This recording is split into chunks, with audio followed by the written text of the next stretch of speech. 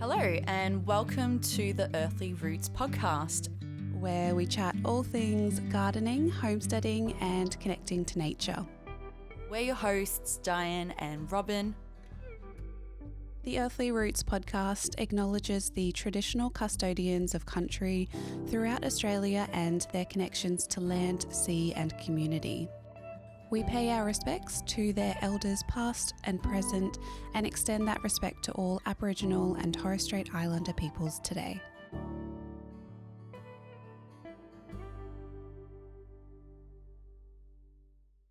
Hello, welcome back to another episode of the Earthly Roots podcast. My name is Robyn. And I'm Diane. And today we're going to chat about something that, I feel like we've talked kind of a little bit about here and there, but we wanted to dedicate a full episode all about imposter syndrome and what that is and how we're kind of sometimes feeling like we're not doing enough. Yeah, or having this need to compare ourselves to other people. I guess today is going to be kind of like a therapy session for the two of us, just getting all those feelings out. And because we know that there's probably a lot of you that might relate in some way or have felt this way in the past as well. Yeah, exactly. Yeah. So a big part of what we do is making YouTube videos, and it's a big step to kind of put yourself out there and then not necessarily be judged, but you kind of are being judged by your content. Well, I mean, everything you do is being watched by others. And naturally, as humans, we have opinions. They might be similar to the person we're watching or the complete opposite. And I think sometimes you can't help but offer your advice even when someone's not wanting it. And sometimes it depends on us as people, whether we're willing to accept that advice or not as well. And that can lead to a lot of judgment on yourself on our part. Yeah, definitely. Yeah, so maybe we can start this podcast about what imposter syndrome means for both of us and how we feel, and just some example situations of where we might feel that in either the garden or life, and then we can chat about further on how we've kind of overcome some of those feelings. Yeah. So when was the first time that you started to feel like this? I feel like for me, it's actually happened more recently than anything. So when we first started out our YouTube channel and started sharing our homestead and our lifestyle, we did feel a bit of it right at the beginning too. But I think we gave ourselves grace back then because we were just starting out and sharing it with other people in the community. One, there wasn't a lot of people to share with back then. But then two, there was a lot of we're still learning. This is all new. We never put ourselves out there as experts. We did put ourselves out there as, complete beginners, not knowing what we were doing, and everything was new. And I think now, back then, we took on a lot of projects like having our pigs for the first time. We had meat chickens. We had our egg layers. We were establishing gardens. We felt like we were doing so much and achieving so much and sharing it with the world, and it was wonderful. But now, a few years in, we've now got the gardens established. We're not building new gardens. We're just amending them. We don't have pigs anymore because it's not the right time for us to have them. Meat chickens as well. We have all the meat we need in the freezer. And if anything, we're now downsizing our lifestyle.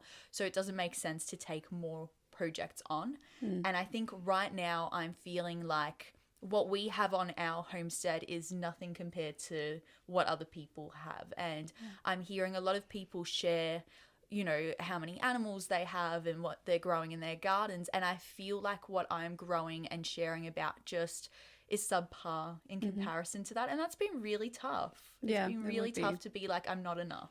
Yeah, which is really sad to hear because it's completely, and this is why imposter syndrome is such a personal thing. It's all about how you're feeling, because I look at what you're doing and I'm constantly amazed at your beautiful garden and the fact that you have so many chickens, you're getting your own eggs. There's 20 of them now. That's amazing. But yeah, I see that and I'm like, oh my goodness, how do I get to that point? I would like that. See, which is crazy to me because I look at what you're achieving on your homestead and your business and moving forward with your goals and what you're learning. And I'm like, I'm not doing enough. I need to do more. I need to plant more. I need to establish more. And it's so hard once you get into that comparison mindset to kind of get yourself out of it. But hopefully just sharing our experiences, we'll be able to eventually chat about like, you know, this is what we're doing to stay positive or to combat that feeling. Yeah, because it's definitely such a common thing. And I think it's just been exacerbated with social media. Obviously, with YouTube, you can physically show what you're doing and you can make it look so aesthetic and so beautiful and just get the nice shots, which is maybe like 15% of your garden. Yeah. And then you don't show the rest. And that's definitely like what I like to show, the good and the bad. Definitely. We both do. Me too. We don't sugarcoat anything. But like there's always that kind of feeling that we're not doing enough and that we could be doing more. And that's just because of what we see online every single day when I open up my phone, all the beautiful photos and videos. There's definitely advantage and disadvantage to this technological era that we live in, because you do get so inspired by watching others, and at times you can be really like motivated. So like if they've got a fantastic garden and you're like, oh yeah, I want to do that too, and you feel motivated to get going. But then at the same time, you can have the opposite effect where you feel like what you're doing isn't enough. And I mean, I've had so many subscribers to the channel, or like just people that I've talked to in person, comment on how they feel like I'm doing so much and achieving so much, and how do I have time for it all? And I'm like, I don't feel like I am. Like what you're seeing is just one little part, but in reality, I feel like I'm doing so little, and I'm talking about doing so little because like, yeah, especially in this like change of season that we're experiencing right now, there's only so much that I feel that I can do and put my brain power and my motivation into, and I really have to kind of delegate where my energy goes. And that can be really tough, especially when you're sharing online your lifestyle and then you're feeling like you're not sharing enough of what you should. Yeah, definitely. Yeah. What about you? Because I know in the past you've talked about you know, not, you know, that comparison and having that imposter syndrome, especially starting a new venture like your flower farm. Yeah.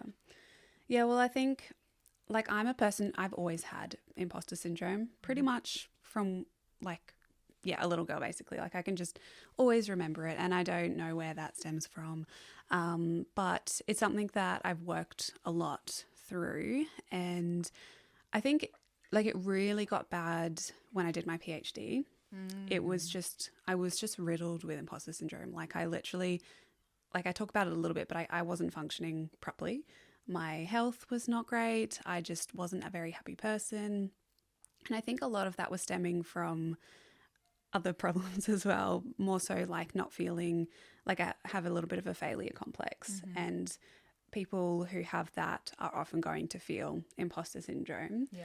Particularly when you're in such a competitive environment like research. Oh, yeah. It's just all about like what you're producing, the papers you're writing, the research you're pumping out. And when you don't do that, people just don't look at you. That's just the fact. And peer reviewing is part of that process. Like you have to put your paper in front of others to read and criticize and, you know, give you that feedback to improve it. So I can imagine how difficult that must have been. Well, I got horrific feedback on some of my papers. It was honestly like I was called names in some of them, and I was just, that's a whole other topic, the like the horrible side of research, but it can really damage your mental health. Yeah. And then it kind of just like moves out into all the other areas of your life, like with the garden, the flowers and everything like that. Once you feel that imposter syndrome, like it can come back all the time. And you need to have the tools to be able to kind of just manage that and then move forward, which thankfully, like I've done now a lot of work on that. But yeah, more so with the flowers, I think I'm probably I'm getting a lot better with it. I don't have serious imposter syndrome at the moment, but I think when the YouTube channel started to take off a little bit, that's when I did. And I was kind of linking content to the garden just way too much. Like what do you mean by that? Like what I was showing online versus how much work I was doing in the garden. It felt like it wasn't balanced a lot of the time. And it's true that it takes so much time and effort to make YouTube videos that then sometimes I felt like I was making the video and I felt like I wasn't working enough in the garden to be able to produce food and show people how to grow things. And that's what I realized, and I've kind of realized now, like I cannot do both kind of thing. So recently in the last like 6 months or so, and I talk about how I've kind of changed the way I'm growing food and things like that. I can't make the YouTube videos and grow a lot of food. My brain's just not going to work like that. Well, it's almost like 2 full-time jobs. I mean, it is. It does take, and knowing from experience myself, like when we're doing a project, but then having to think about every camera angle to capture it the best. And then is the audio correct? Did the dog knock over the camera? Like, are we sitting right in front of the camera? Like, just that mental process of the filming side of things can really take away from the mindfulness of the task of just gardening. And that's not to say that we don't love sharing things on YouTube. It just adds that element of difficulty. Definitely. Yeah, and I definitely don't want to stop filming the content because that's what brings me joy. Like I don't want to grow food and have it all to myself. Like I want to share how to do that. I love learning, and that's why I did the PhD, because I love learning and sharing and teaching. And that's where you've really got to just know like what you truly love and what you're good at. And then find the balance between the two. So I know that you've talked about too, like when you were first starting out your flower farm, like just first establishing it, getting the plants into the ground, not really knowing your goal, but not knowing how it was going to work out getting there, or what it would look like when you were there. How is that experience different from how you're feeling right now that you do have the flowers and they are out at market and in the shop? Like I still feel a little bit like that. I still have the slight imposter syndrome, but this is where like one way you can combat it is taking small actions and doing them every single week so that your brain gets into more of a habit so for me, it was picking the flowers and selling them. The first few times I did that, I was terrified, absolutely terrified. Like no one's going to like these, whatever. But I really loved them. Like I love the flowers that I put together. They're very different to what you get from Woolworths and Coles. They're very like whimsical and fairy-like, and that's just what I love. They're full of colour, and I mean, I look at your flowers and it just brings me instant joy. Like, it's not just a plain little one-colour bouquet or just like a flower you see anywhere. Like, there's such a variety of texture and colour, and it's wonderful. Yeah. And I mean, and after hearing like feedback like that, which I did get pretty quickly, it just like something changes in your brain where you just like, it's just not worth it to feel all of those other thoughts a lot of the time. But it did take me taking that actionable step to ask a garden centre, can I bring flowers once a week? And then once they said yes, I honestly had no choice. So like I honestly just didn't have time in those mornings where I had to pick the flowers, make them, drop them off to feel like I can't do this kind of thing. I was so tired some of the mornings, I just had to do it and go on, like put a YouTube video on, which have really helped a lot of just other flower farmers that I can learn from and just take in so much information while I'm doing things, and find those people who are really relatable that share both the good and the bad and try and learn from that. Do you feel like the process of actually doing it was what was the big difference, like the catalyst in making you feel better rather than just that research phase of like what could be? Yeah, definitely. 100%. Like, because we were talking about doing this episode and I was trying to think last night, like what actually is a little bit different, and it's just the actionable steps. Yeah, so making yourself do that or surrounding yourself with people who are going to encourage you.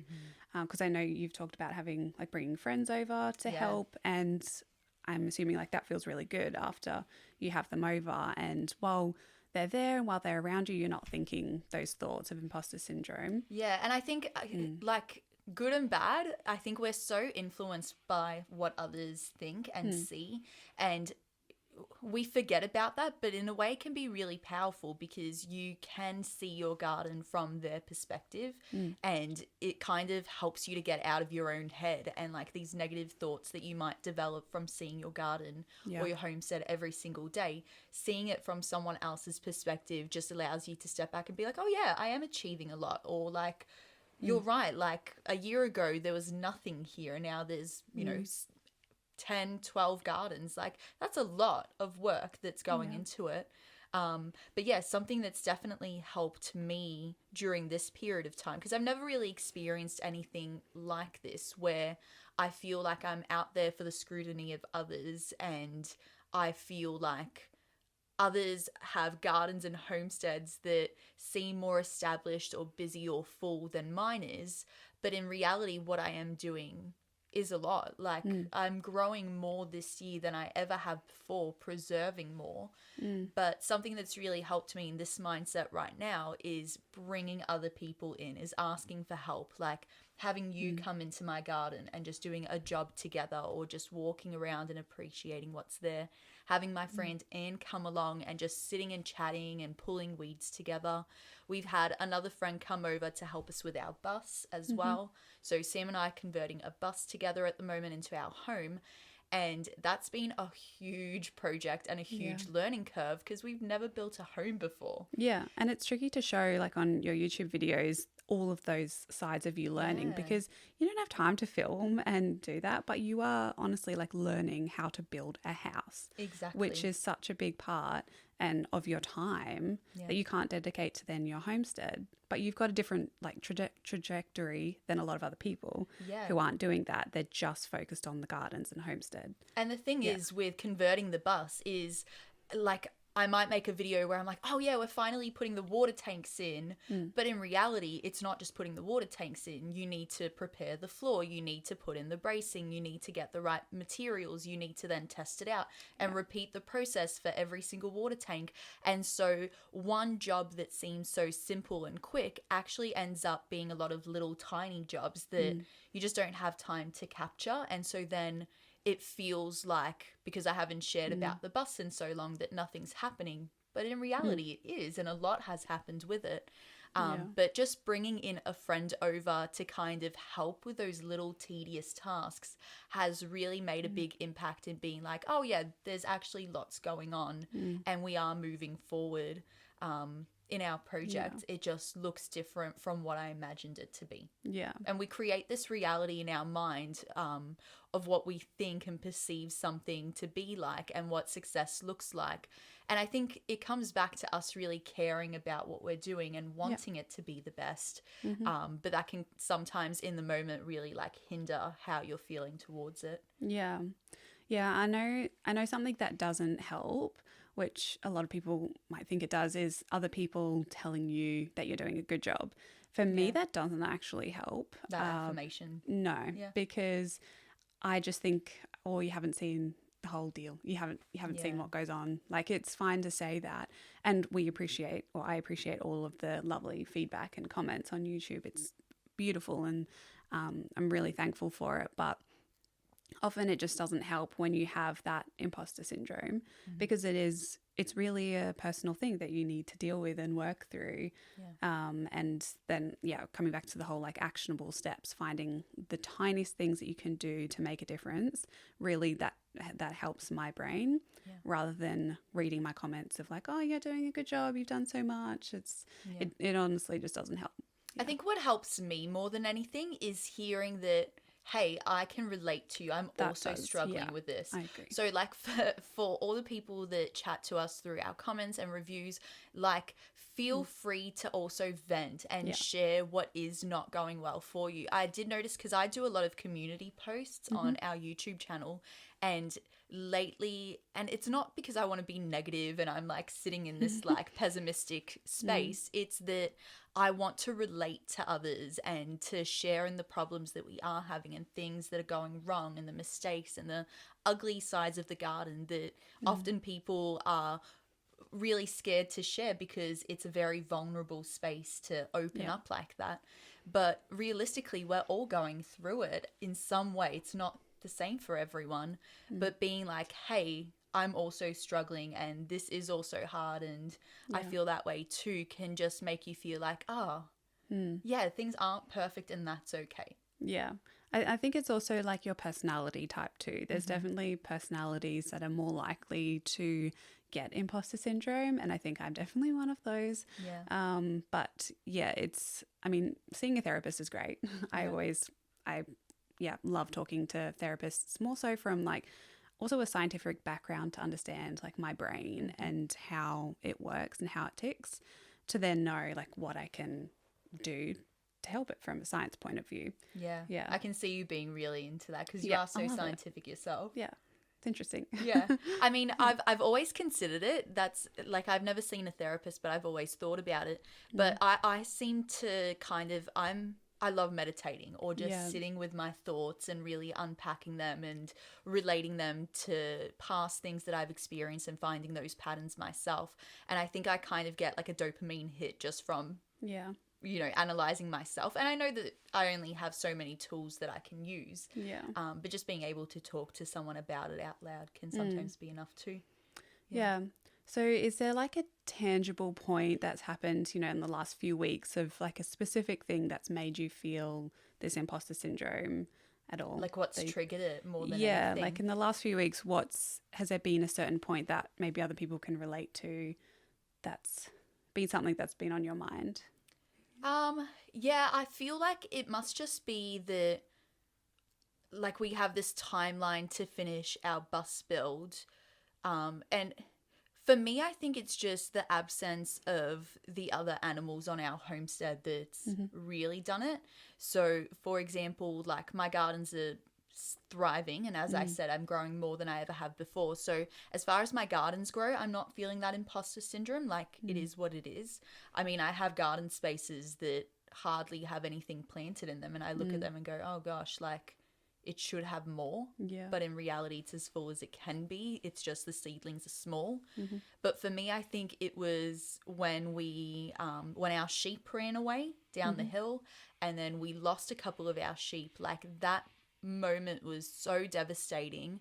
And from then on, just having the chickens on the homestead and nothing more than that, and just the gardens, just felt like we're not a homestead. Like, we're not doing enough. We're like, it's just seeing other people with pigs and sheep and chickens and gardens and feeling like, we have one animal and we've already talked about that animal and we've, explored all that we can about it and we now know it well, that there's nothing more that we can move forward with. Do you think it would be different if you didn't have the YouTube channel or not? I'm not sure. I think I would still feel... That's a really good question. Perhaps not, because I wouldn't be putting myself out there to be scrutinized. But I think I would still feel like we're not doing enough. Like, we're living out in the country on this beautiful block of land with all this space around us, and we're not utilizing it as best as we can. And realistically, we are. Like, we have 20 chickens. We've upgraded how many chickens we do have. And it's almost like this is... the tip that I have for others and for myself as well is recognize what you are doing. Actually find those things that are positive and find those things that are your upgrades or your improvements from the past, and focus on those rather than the things you don't have. So don't focus on the pasture of grass that is overgrowing now that you don't have sheep, and instead focus on all the areas that the geese are munching down on, or that the chickens are fertilizing.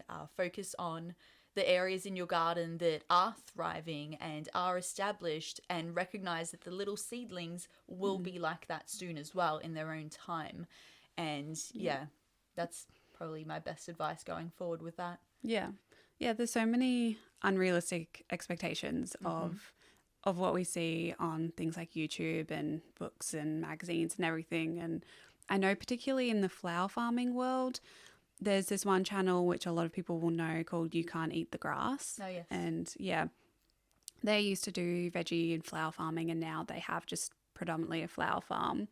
And I see so many flower farmers refer to them and just what they're doing and compare themselves in terms of how much money they want to make at the market. It's like $1,000 market each time and all this kind of thing. And that is completely unrealistic. Like, completely, unless you are full-time doing a flower farm like that, which majority of these smaller YouTubers and small flower farms aren't, it's really unrealistic. And that's just because that's what YouTube is pushing. YouTube's pushing their content, so a lot of people are watching it. They're not watching a lot of the other smaller ones that are starting out. because YouTube loves flowers. I've noticed they love for some reason, like it's no surprise, but like the algorithm loves to push those larger flower farmers where the shots are beautiful, there's so many flowers, there's so many rows, and in reality, like that's totally not what a flower farm looks like. And it might not be your style or what you want to aspire to either. Yeah, I don't think it should be the goal, like the $1,000 market, unless, you know, you're planning to do that or whatever. But for me, that's totally unrealistic to do something like that. And it took me, like I did watch You Can't Eat the Grass and I still love them. I watch all their videos, but it took me a lot of watching other people talking about them and the fact that they were trying to meet that goal and like, oh, I'm not like Ian and Serena at the moment. Like the farm looks nothing like that, to be just like, well, that's more of a pattern than Ian and Serena right now. Yeah. And I can relate so much more to those people.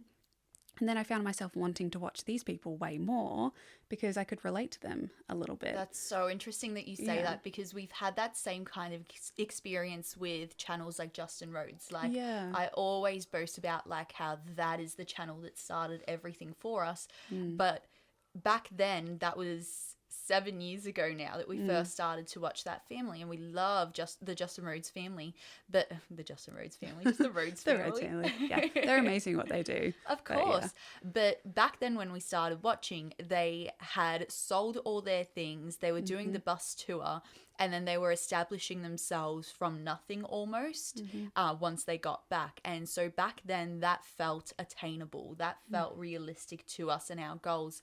And over time, as they have put more money into their homestead, as they have brought more animals on, it's come to a point where we're like, oh, well, maybe that's us like well into the future, but right now that's overwhelming to think about us being at that stage one day. And so we've lost that relatability in that sense. Like there's still so many things that we relate to, but we've kind of taken a step back like you have, and instead started to invest our time and our thoughts into smaller channels that are at the same stage as us, that, you know, are only starting out and are making lots of mistakes and don't have all these funds from their community to put into their homestead. And it just, I guess finding people that you can relate to in that sense can really help. It's different how you mentioned it a bit before about inspiration and motivation. Like it's really interesting how that changes when you're on your own journey. At the very start, you are really inspired and motivated by those people who have done it all. It looks amazing. But as you get closer towards that, that just doesn't, for me, it's not inspirational Reality anymore. Kicks in. Yeah, because it's just unrelatable. Yeah. So then I find more motivation in those channels that are sharing the good and the bad, because I'm like, oh, I feel exactly the same. And so that's fine. I'm going to go out there and weed all of my garden beds because they look horrific right now. Yeah. But that's fine because they've just done it, so I can do it. And yeah. I love that. And earlier on you mentioned as well that, I mean, what you're doing as far as the tasks in your garden look very different from what Serena and Ian are doing in their garden, because they have those rows of flowers and all the things. And I think it's good to mention too that, you know, your garden and your homestead will have different jobs at different stages of its development. So early on, you might be establishing the gardens and building the soil and planting seeds for the first time to see what takes and what doesn't. And then later on, like a few years down the track, your soil might be in a great condition and is easier to plant into, but then you're struggling with different kinds of jobs, like how do I preserve all these things? Or now I have a lot of weeds that I need to deal with again, or oh, there's new bugs that I haven't seen before. And I think it's important for us, I guess, to realize that at different moments of our lives, at different moments of our garden's lives, we're going to be focused in different areas. And that's where that reality really kicks in, that it's not the same thing day after day. And that's the beauty of it, that you have a new challenge and a new task to do. And that changes over the years too. Yeah. And I'm sure those larger channels are also feeling the imposter syndrome. Oh, they'll be having their own problems that we don't know about. Exactly. Like I know Ian and Serena from You Can't Eat the Grass, like they share their statistics on how much money they make from the farm. And like I think they're still in debt after a few years of farming. Like to me, that's not success just yet. Like when they are, you know, earning money from the farm, that's when it's a successful business, because technically right now it's not. They're still working towards that, and anything could happen in the next year or so with their farm. So I think it's really important that they do share that information, because if they didn't, their farm would just be look amazing, look like they've got everything sorted, but in reality, like, they're not actually making money. They're still investing money into their farm, which is really great that they do share that information, because that's relatable. Yeah. And I reckon that, like, you know, in a few years when your flower farm is a lot more established, because I mean, you are moving that way. You may not have the goal to be at that $1,000 market price level, but you're still moving forward and building what you are doing. And perhaps their videos will be relatable at some stage. And that's the beauty of this online community, is that your content and those videos and that information lives on forever for people to access at the right point. So on our channel especially, we have things set out in years. So we'll have a playlist for the first year of us just establishing everything for the first time, of us in our second year of, like, you know, we've done this, we've put our trials in, and now we're going with what we want to, because essentially that's what we're doing right now. It's not that we can't have pigs, it's not that we can't have sheep, it's that right now it's not the right time for us. We don't need that pressure when we're trying to focus on other projects, and that acceptance of, this is my place right now, these are my goals, and I am doing enough, I think is really important. That's just me coming to that realization right now. I needed this. Exactly. Well, yeah, but that's why it's so important, and something that you can also use is just chatting to other people about it. Not necessarily people who are going to sugarcoat everything and just say, oh, your garden looks fine, like, it's great. There's, like, don't worry about that. You shouldn't feel this. Chatting to people genuinely about how you feel and having it a longer conversation really does help, because it's like, we all feel like this at some point, like you were saying. Yeah, so for our listeners, whether you leave a review or a comment, please let us know, what are you struggling with right now? Like, just take a moment to sit and think about something that is on your mind, whether it's something that's overwhelming you, whether it's something you're finding really difficult, or a goal you wish to aspire to that you're not quite reaching. Share it below, because I think we really need that at the moment. Like, I'm genuinely seeking it out from as many sources as I can, just to feel like I'm not alone in feeling this way, because whether it's the change of season, whether it's just this moment in my life, or whether that's just how I'm going to feel for the rest of my life, I don't know, but just knowing that there's others out there that are also struggling with their own things in the garden and the homestead, I think will just be affirming in the right way. It's not just, oh, you're doing a good job. It's, hey, I can understand that. I feel that way too right now. Yeah, exactly. Yeah. And it's not supposed to be like, you know, a bad thing or anything. No. Like, it's just, let's normalize it. Exactly. Yeah. That's what we want to do. And we don't want this to be like a disheartening episode or anything, because I don't think it is. Uplifted just from sharing this. Yeah, definitely. Yeah. I think we've said all that we can, unless there's anything that you feel like is still on your mind that you need to get out. And we've had these moments before as well, where we'll come in feeling really, like, overwhelmed. It usually happens around winter time, when our gardens have almost come to a stop, and we've come in being like, I feel terrible. Like, I feel like this podcast is just going to be us talking negatively to one another and just sharing all the things that are going wrong. And then somehow, just by talking about it out loud and finding that connection in each other of, like, things aren't going as we have planned, or things aren't fantastic, and that's okay, is just, it turns the conversation into something really positive and uplifting. It's a good feeling. It is. Yeah. I think maybe, like, something we can talk about, well, I might touch on, like, the markets a little bit, and how because that was a really hard thing for me to do a market stall. I can imagine. Yeah. And I like I wouldn't have been able to do it just with the flowers, and I really needed like the help from Jeff from Whitbird Environmental and Lauren, who had some fresh produce, who actually grew the pumpkins that are in this shot here. Yeah, we love the pumpkins. Yeah, for those listening, we have some pumpkins displayed in front of us. They're tiny little golden nugget pumpkins, and they're so cute. Yeah.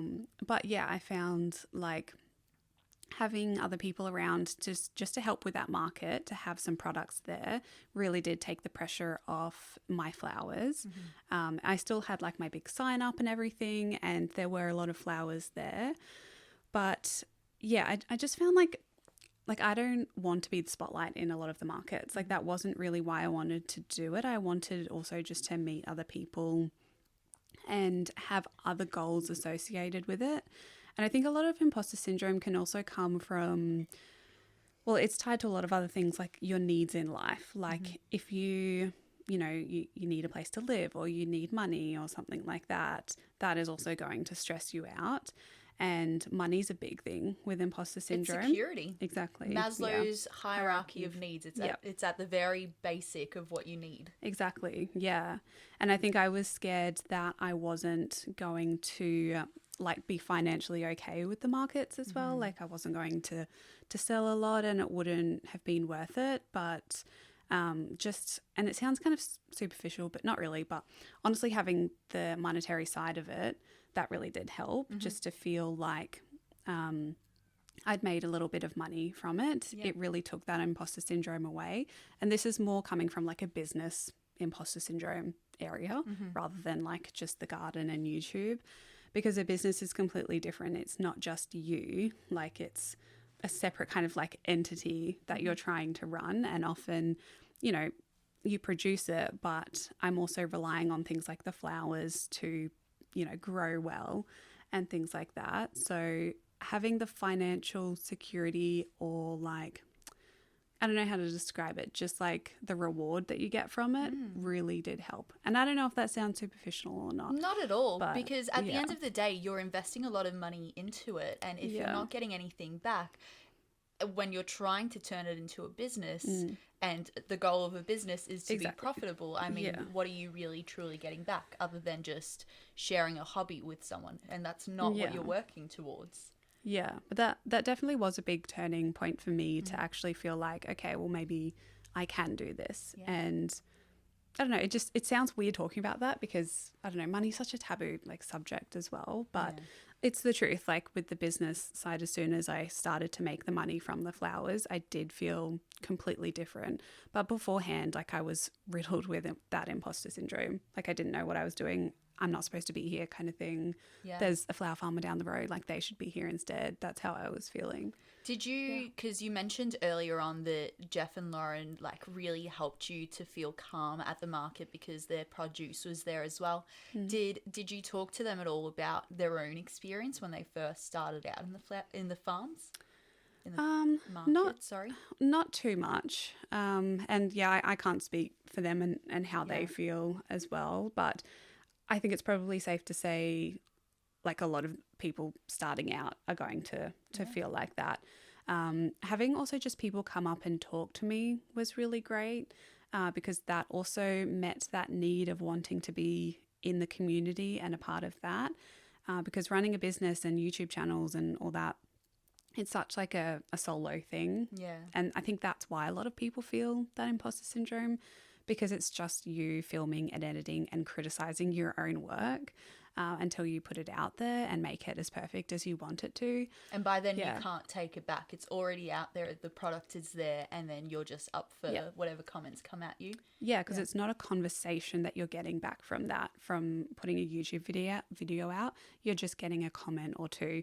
You can reply to the comments, but people aren't probably going to reply to that. But it felt really different at the markets because it was actually a conversation that I was having, like, this is where I grow the flowers. This is how I grow them.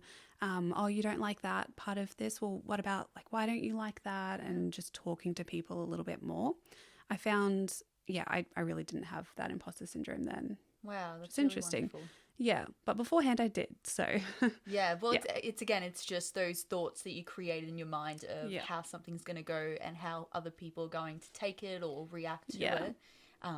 yeah, it's so interesting. Our brains can be so creative in that way, and creating all these scenarios that may never actually play out. Yeah, and then in the moment you're fine. Like I'm pretty good at putting on a like brave A face. facade, yeah. Yeah, like in the moment. But if you came up and bought flowers from me, like I was probably so nervous. Yeah. But yeah, I'm good at just, it's probably like training in doing that and talking to people as well as part of a job.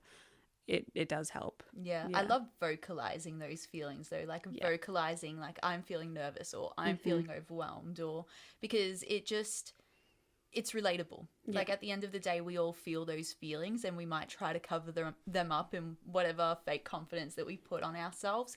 But at the end of the day, it's okay to feel those feelings. It's okay to have those thoughts.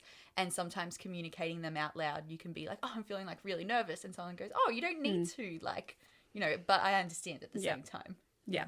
But definitely keeping busy as well really helps. Oh, yeah. Not so much like the toxic productivity side of things, although with the markets, it's hard because with flowers, you have to harvest, make them, and then sell them so quickly. So I didn't really have enough time to have a bit of a breakdown.